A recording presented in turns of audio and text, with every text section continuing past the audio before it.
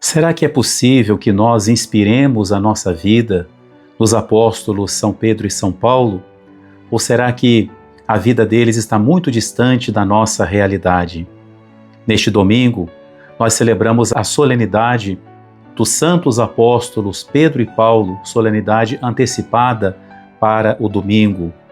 O evangelho da missa de hoje é o evangelho segundo São Mateus, no capítulo 16, a partir do versículo 13, o momento em que São Pedro vai dizer para Jesus: Tu és o Cristo, o Messias, o Filho do Deus vivo.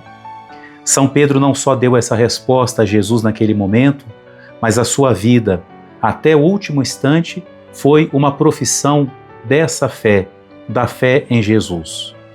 Os santos para nós nos são dados como intercessores junto de Deus, mas eles são também para nós referência, são uma inspiração para nós. Mas será que é possível que nós inspiremos a nossa vida nestes dois grandes homens, colunas da igreja, gigantes da nossa fé, homens cuja solenidade termina sendo um dia em que nós celebramos a própria igreja, que deve tanto a estes dois grandes homens? Olhando para a nossa condição tão limitada, será que podemos nos inspirar em São Pedro e São Paulo? A resposta é que sim. Mesmo sendo grandes colunas da igreja, sendo gigantes da nossa fé, eles nos inspiram, porque eles foram pessoas como nós. Duas histórias muito diferentes. São Pedro, um simples pescador que não se preocupava muito com as questões teológicas do seu tempo, mas se dedicava com simplicidade à sua profissão, até um dia em que Jesus passa por perto da sua barca e lhe pede a barca emprestada para que ele possa dela pregar. E depois Jesus o convida a pescar e o milagre acontece na barca e nas mãos de Pedro, a pesca milagrosa. Ali começa uma linda história de um seguimento que vai se estender até o último instante da vida de Pedro. Um encontro tão bonito, um encontro tão marcante que mudou para sempre a vida de Pedro. Paulo, um homem muito diferente, era um homem letrado, um homem erudito, profundo conhecedor da palavra de Deus, zeloso pelas tradições religiosas, um homem envolvido nas questões teológicas de seu tempo, e que quando ouviu falar de Jesus, começou a odiá-lo e a perseguir aqueles que o seguiam. E ele, que se considerava uma luz, alguém que poderia iluminar as pessoas, isso era típico dos fariseus, Jesus aparece a ele no caminho de Damasco e, para dobrar o coração de Saulo, Jesus o joga ao chão, o deixa cego, e ele só vê uma grande luz, e dessa luz ele escuta uma voz que diz: Saulo, Saulo, por que me persegues? E ali acontece uma mudança, um encontro muito diferente do encontro de Pedro com Jesus, mas Saulo se deixa render à graça e a sua vida é transformada. Podemos dizer que São Pedro começou bem, Saulo não começou bem, mas os dois depois procuraram seguir Jesus. Mas Pedro também, no seguimento de Cristo, ele que disse que Jesus era o Messias, o Filho do Deus bendito, na hora da paixão, quando ele percebe que a sua vida corre risco, ele nega Jesus e jura que não o conhece. Assim mostra para nós que ele continua sendo um homem fraco, sujeito a fraquezas e a quedas como nós.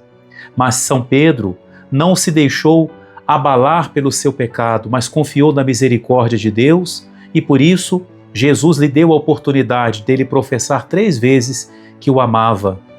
Jesus não disse para Pedro 3 vezes: Pedro, você me negou, Pedro, você me negou, porque o voltar à lembrança dos nossos erros, ficar remoendo o nosso passado e os nossos erros, não nos cura. Pelo contrário, aumenta essa ferida. O que cura o nosso coração, o que transforma a nossa vida, é o amor sincero por Jesus. Mesmo que seja o amor de um coração pecador, mas que está arrependido e que quer começar uma vida nova. Assim foi Pedro. Teve esse tropeço no meio do caminho, mas se levantou e confiou no amor de Jesus, que ao lhe pedir a sua tríplice confissão de amor, também disse para ele mais uma vez: segue-me.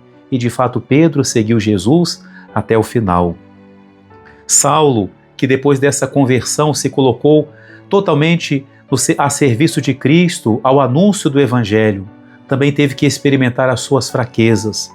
Ele mesmo nos conta que lhe foi dado um espinho na sua carne, que era como um anjo de Satanás que o esbofeteava. São Paulo, a vida inteira, teve que sofrer algo que o fazia padecer muito e que lhe causava vergonha, que o humilhava. Ele pediu a Deus que tirasse dele esse sofrimento, e Deus disse para ele: eu não vou tirar, mas basta-te a minha graça. E foi sustentado por essa graça do alto, que Saulo foi fiel até o fim, e pode nos dizer, como hoje lemos na segunda leitura: combati o bom combate, terminei a minha carreira, guardei a fé. São Pedro também seguiu Jesus até o final e deu a sua vida por Cristo, morrendo crucificado, mas pediu para ser crucificado de cabeça para baixo, porque não se achou digno de morrer na mesma posição do seu mestre. Agora já podemos ver o quanto estes dois homens nos inspiram. Talvez você se identifique mais com Pedro, ou talvez se identifique mais com Paulo, ou um pouco de cada um. Também pela barca da nossa vida, Cristo passa. Ele realiza milagres na rede da nossa vida. Nos caminhos do Damasco da nossa vida, Jesus também vem ao nosso encontro e de alguma forma Ele nos toca. Ele fecha os nossos olhos para tantas coisas que tentam nos enganar, para que nós possamos contemplar somente a Ele. Que a solenidade de São Pedro e São Paulo seja um dia de agradecermos a Deus as maravilhas que Ele faz também em nossa vida, como fez na vida de Pedro e de Paulo, e que seja um dia de renovarmos o nosso desejo, de acolher o convite de Jesus que diz para mim e para você: segue-me, que nós tenhamos a coragem e o amor de seguir a Cristo aonde quer que Ele queira nos levar, sabendo que somos fracos, temos também muitos espinhos em nossa carne, mas sabemos que nos basta a graça de Deus para perseverarmos firmes no seguimento de Jesus, na fidelidade ao que Deus espera de nós. Pela intercessão de São Pedro e São Paulo, abençoe-vos o Deus Todo-Poderoso, Pai, Filho e Espírito Santo. Amém.